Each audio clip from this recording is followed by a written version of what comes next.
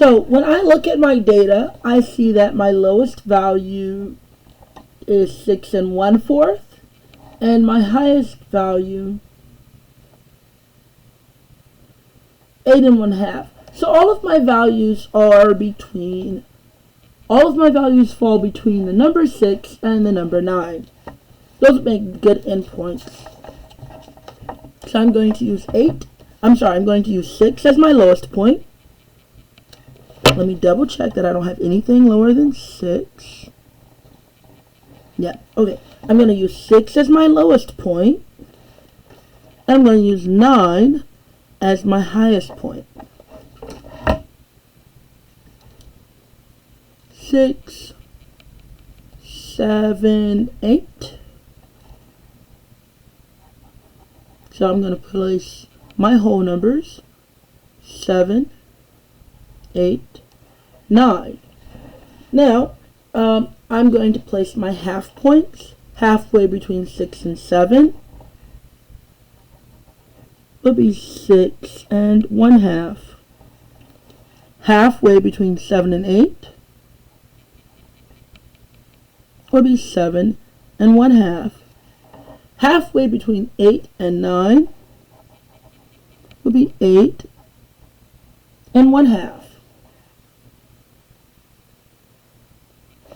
Now I have fourths in here, and so I need to go down again to fourths. 6 0/4, 6 2/4. Halfway between that will be 6 1/4. Between 6 1/2 and 7 will be 6 3/4. And I'm going to do the same thing for 7. Halfway between 7 and 7 1/2 would be 7 1/4.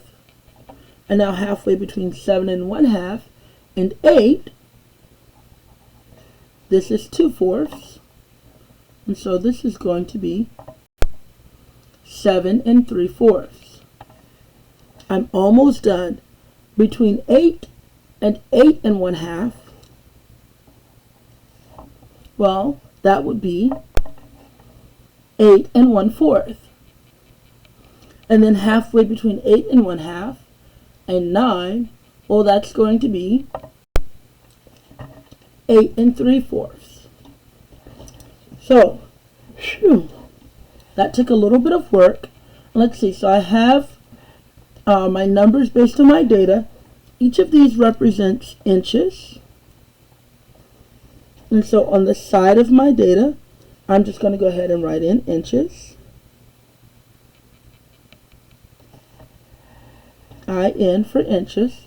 That lets me know that each mark on my number line, each mark represents some number of inches. So this is 6 inches, 6 1/4 inch, 6 1/2 inch, 6 3/4 inch, and so on. So step 2 is done. I've drawn my number line and I put in my units, which are inches, and the numbers are based on the data. My data goes from 6 to 8 1/2, and just for consistency's sake, I went all the way up to 9.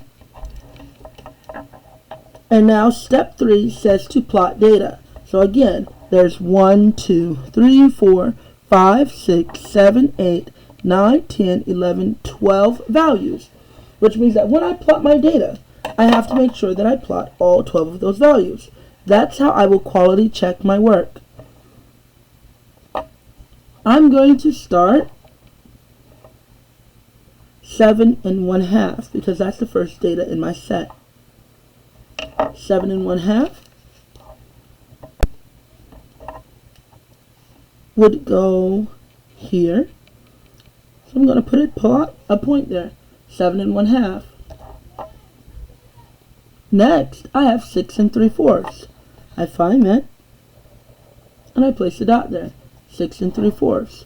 Next, I have 7 1/4. So I find 7 1/4, and I'll place a dot there. I'm going to cross these off as I go. 7 1/2, 6 3/4, 7 1/4. Next will be 8 1/4. Cross that off. 8 1/4 is again, and so I'm going to come up and I'm going to make another dot above 8 1/4. Next, I have 6 1/2. Well, here's 6 1/2, so I will place a dot there and cross it out. 6 3/4. I already have a dot on 6 3/4, so this time the dot will go above 6 3/4.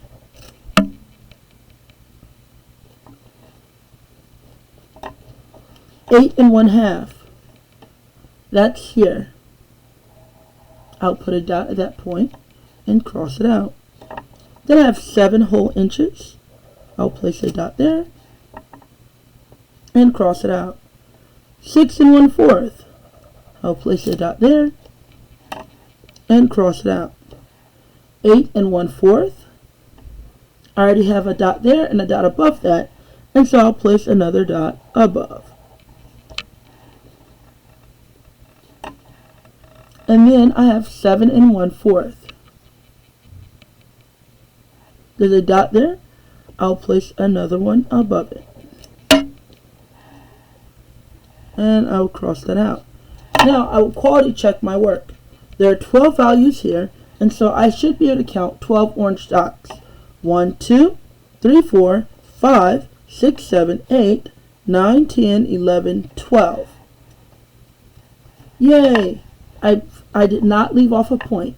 And so that's how I make my line plot following those steps where I get the data and decide on a title.